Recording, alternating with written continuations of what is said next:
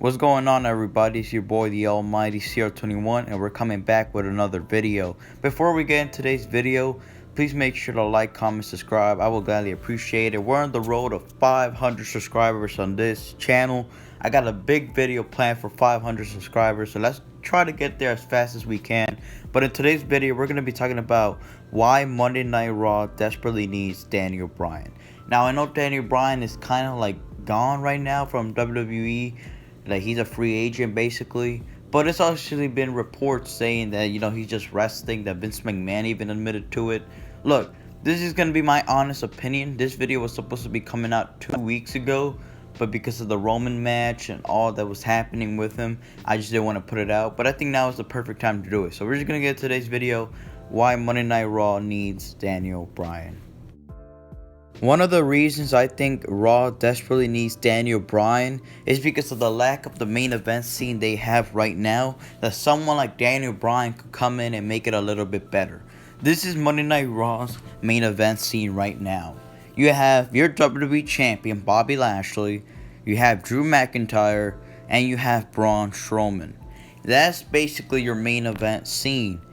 Some people want to put Randy Orton in there, but, they moved him to the tag team division now, so I wouldn't count him as a main eventer. He's a main eventer type player, but not at the moment right now since he's with RK Bro with Riddle. So, Randy Orton, he doesn't technically count, but he hasn't been in the title picture like he was last year, so he really hasn't really been in the main event scene.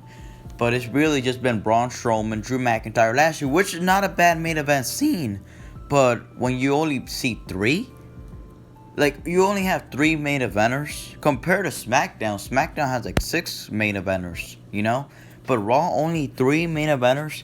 What's gonna happen after WrestleMania Backlash? Are we gonna get Braun Strowman versus Bobby Lashley?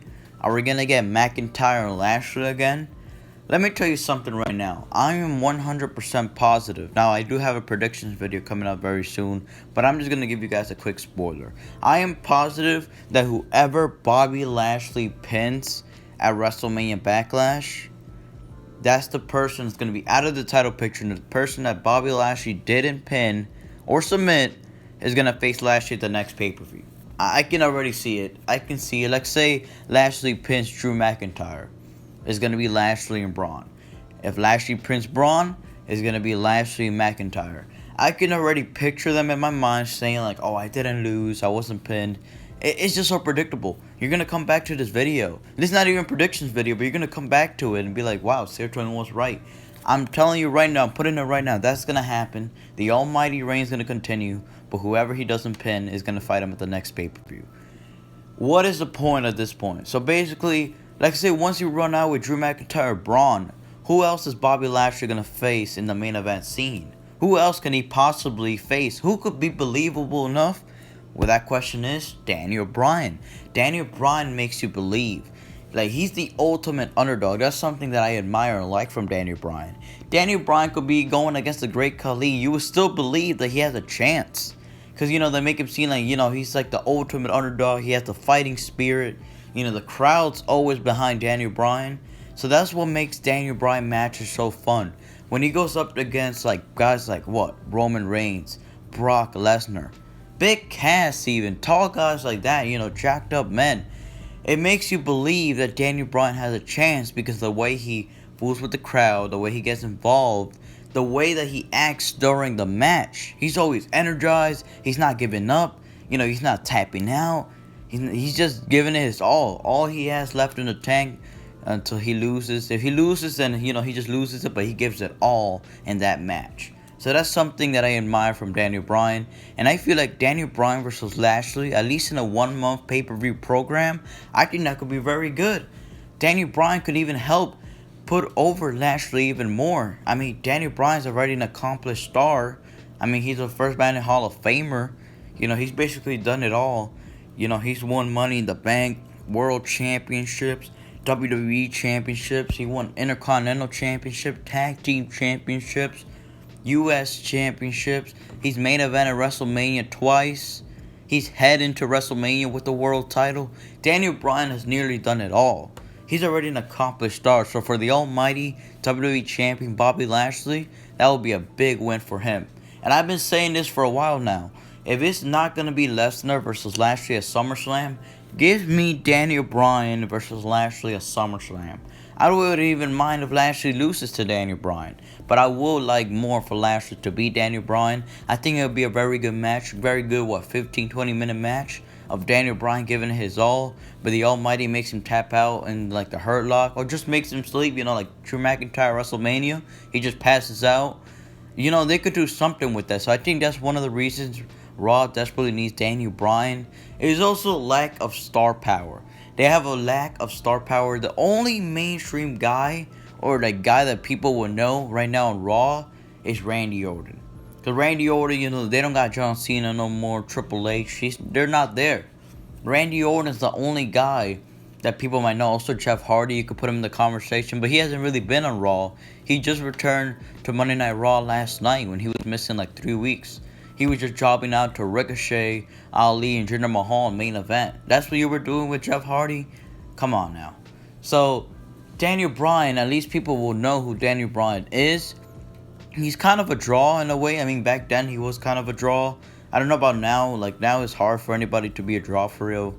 WWE hasn't even passed 3 million yet. It's been a while since they even passed 3 million on a weekly show.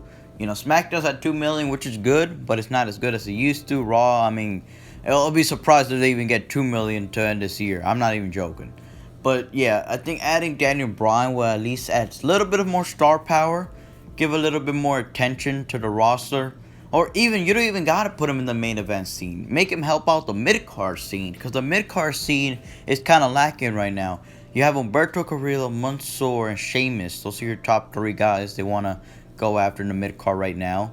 But Humberto got hurt. Shout out to Humberto. Hopefully he gets better. He got a legit injury. I saw it. It wasn't a watch-along. As soon as I saw it, I knew it was a real injury. It was no BS. It was a real injury. So that's good to stop the match, because it was actually a reason to stop the match. But you're going to have Mansoor left. You still got Damian Priest in there. I guess you could throw in The Miz in the mid-card scene. I heard Velveteen Dream was spotted backstage at Raw, that he's going to face Sheamus for the title. Maybe he gets a title shot, so you can have Velveteen Dream in the mid-card picture. But it's not still a top mid-card like SmackDown. Over on SmackDown, you got people like Apollo Crews, Kevin Owens, Sami Zayn, Big E, King Corbin. You have a stacked mid-card on SmackDown. Not the same for Raw. You have some talented people, but people that really, they're technically just jobbers. You can add a lead to it. Ricochet, they're good, but they're jobbers. They're good jobbers, basically. That's basically what they are. So Daniel Bryan in the mid-card, he can have matches with Mansoor or Sheamus. I think those will be very good matches. Other than that, I don't really see anything else you could do with Daniel Bryan. Maybe you could pair him up with somebody, but I don't see Daniel Bryan being in another tag team anytime soon. You can have him work a program non-title, but it'll be hard to see someone that could work with him. I would like to see The Fiend and Daniel Bryan's story on Monday Night Raw. I actually wouldn't mind it. This time it doesn't have a title. Maybe Daniel Bryan can actually pick up the W. At this point, wins or losses doesn't matter. For The Fiend, I mean, it's just whatever. If he loses, it's not the end of the world. Nothing's going to happen. Daniel Bryan versus The Fiend. I would love to see that like on Monday Night Raw or something. You could put him in another program too to just work something out. So honestly, Daniel Bryan on Monday Night Raw is just something that should happen and needs to happen ASAP.